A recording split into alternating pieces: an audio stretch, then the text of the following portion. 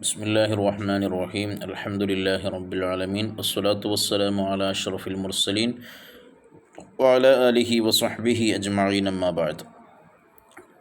ഉലൂമുൽ ഖുർആനിലെ മൂന്നാമത്തെ പാഠത്തെക്കുറിച്ചാണ് പറയുന്നത്. നമ്മൾ നുസൂലുൽ ഖുർആൻ, ഖുർആനിൻ്റെ ഇറക്കം എങ്ങനെയാണ്, എവിടെ നിന്നാണ്, എപ്പോഴാണ്, എങ്ങനെയൊക്കെയാണ് വിശുദ്ധ ഖുർആൻ ഭൂമിയിലേക്ക് നമ്മുടെ കൈകളിലേക്ക് എത്തിയത്?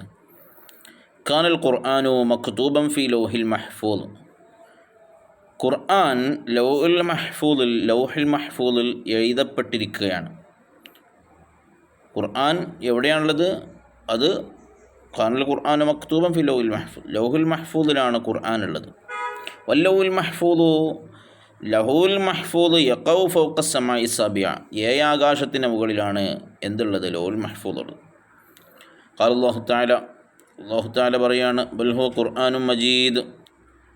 ബൽ നബിയെ തങ്ങൾ പറയണം, ഖുർആനുൽ മജീദ്, തീർച്ചയായിട്ടും ഖുർആൻ വിശുദ്ധ ഖുർആൻ ഫി ലൗഹിൽ മഹ്ഫൂദ്, അതെവിടെയാണുള്ളത്? ലൗഹുൽ മഹ്ഫൂദിലാണുള്ളത് കേട്ടോ. സുമ്മ അൻസലല്ലാഹു ബിഹി മിനൽ ലൗഹിൽ മഹ്ഫൂദ്, പിന്നെ ലൗഹുൽ മഹ്ഫൂദിൽ നിന്ന് അല്ലാഹു എന്ത് ചെയ്തു? ഖുർആൻ ഇറക്കി. എങ്ങനെ ഇറക്കി? ജുംലത്തൻ, ഓരോ ഘട്ടങ്ങളായിട്ട്, ഇലാ ബൈത്തുൽ ഇസ്സ, ബൈത്തുൽ ഇസ്സയിലേക്ക്. അതെവിടെയാണ്? ഫിസ്സമായി ദുന്യാവിൻ്റെയും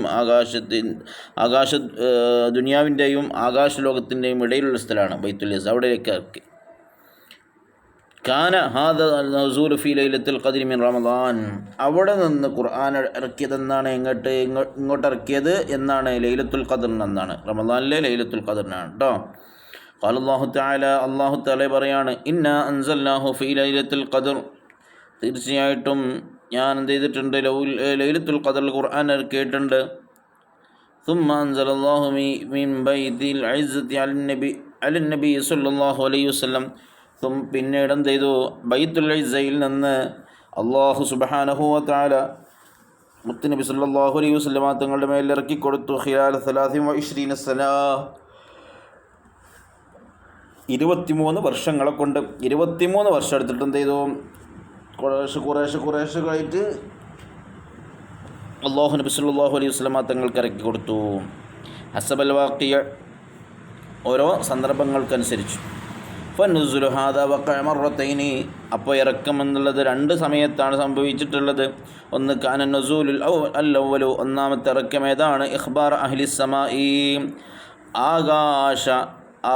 ആകാശത്തിലുള്ള അഹ്ലുകാർക്ക് ഖുർആനിൻ്റെ അളമത്തിൽ ഖുർആനിൻ്റെ അളമത്ത്, വണ്ണം, അതിൻ്റെ വണ്ണവും അതിൻ്റെ വലിപ്പവും അതിൻ്റെ ദർജയും അതിൻ്റെ ഫളലൊക്കെ അറിയിക്കാൻ വേണ്ടിയിട്ട് എന്ത് ചെയ്തു?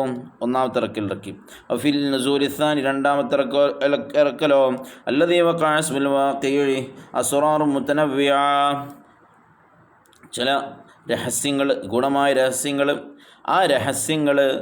ആ രഹസ്യങ്ങൾ മനസ്സിലാക്കാൻ ഓരോ സമയത്തിൻ്റെ ഓരോ സംഭവങ്ങൾക്കും പൊരുത്തപ്പെട്ടുകൊണ്ട്, ഓരോ സംഭവവികാസങ്ങൾക്കും യോജിച്ചുകൊണ്ട് എന്ത് ചെയ്തു? ഖുർആൻ ഇറക്കി, രണ്ടാമത്തെ ഇറക്കൽ കേട്ടോ. ഓരോ സന്ദർഭങ്ങൾക്കനുസരിച്ച്, ഓരോ സന്ദർഭങ്ങളിലുണ്ടാകുന്ന സംഗതികൾ, അങ്ങനെ ഉള്ള സന്ദർഭങ്ങൾക്കനുസരിച്ച് ഇത് രണ്ടാമത്തെ ഖുർആൻ എന്ത് ചെയ്തു? അല്ലാഹു ഇറക്കി. എന്തൊക്കെയാണ് അസ്റാർ മുത്തനവ്വിയ?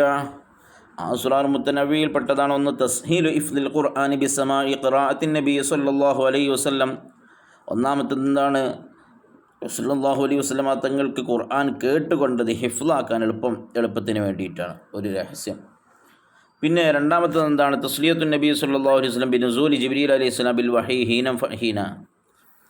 നബി സല്ലല്ലാഹു അലൈഹി വസല്ലം തങ്ങൾക്ക് ഒരു ആശ്വാസം ലഭിക്കാൻ, തസ്ലിയത്തുൻ നബി സല്ലല്ലാഹു അലൈഹി വസല്ലം, നബി തങ്ങൾക്ക് ഒരു ആശ്വാസം ലഭിക്കും. ബിനുസൂലി ജിബ്രീൽ അലൈഹിസ്സലാം ബിൽ വഹിയും കൊണ്ട് ജിബ്രീൽ അലൈഹിസ്സലാം ഇറങ്ങി വരുമ്പോൾ മുത്തുനബിക്ക് ഒരു ആശ്വാസം ഉണ്ടാവും. ഹീനം ഫഹീന, ഇടക്കിടക്ക് ഇങ്ങനെ വരുമ്പോൾ ഒരു മാനസികമായൊരു ഉല്ലാസം അത് കിട്ടാൻ വേണ്ടിയിട്ട്.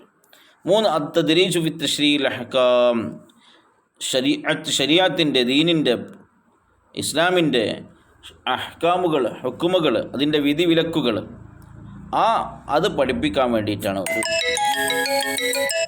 പിന്നെന്താണ്? തൻഫീദുൽ അഹ്കാമി ഹസ്ബൽ വാഖിഅത്ത്, ഓരോ സന്ദർഭങ്ങൾക്കനുസരിച്ചും സന്ദർഭങ്ങൾക്കനുസരിച്ച് ഇറങ്ങുമ്പോൾ ദീനിൻ്റെ ഹുക്കുമുകൾ അതെന്ത് ചെയ്യും? പഠിപ്പിച്ചു കൊടുക്കാനും അത് മനസ്സിലാക്കാനും കഴിയുന്ന രൂപത്തിൽ ഓരോ സന്ദർഭങ്ങൾക്കനുസരിച്ചുള്ള ഇറക്കം ഉണ്ടായി. ഇങ്ങനെയുള്ള ഓരോ 4 രഹസ്യങ്ങൾ ഈ ഖുർആൻ ഇങ്ങനെ ഘട്ടം ഘട്ടമായി ഇറങ്ങുന്നതിൻ്റെ പിന്നിൽ ഉണ്ട് കേട്ടോ. ഓക്കെ, ഇൻഷാ അല്ലാഹ് നല്ല കുട്ടികളായി പഠിച്ച് എഴുതി അർത്ഥം വെച്ച് പഠിക്കുക, എഴുതുക, കാണാതെ പഠിക്കുക കേട്ടോ. അള്ളാഹു നമ്മുടെ ഇൽമിലൊക്കെ അള്ളാഹു ബർക്കത്ത് ചെയ്യട്ടെ. കഴിഞ്ഞ ദിവസം വന്നപ്പോൾ പല കാര്യങ്ങളും രക്ഷിതാക്കൾ മുൻനിർത്തി നിങ്ങളോട് പറഞ്ഞിരുന്നു. അതൊക്കെ ജീവിതത്തിൽ പകർത്തണം.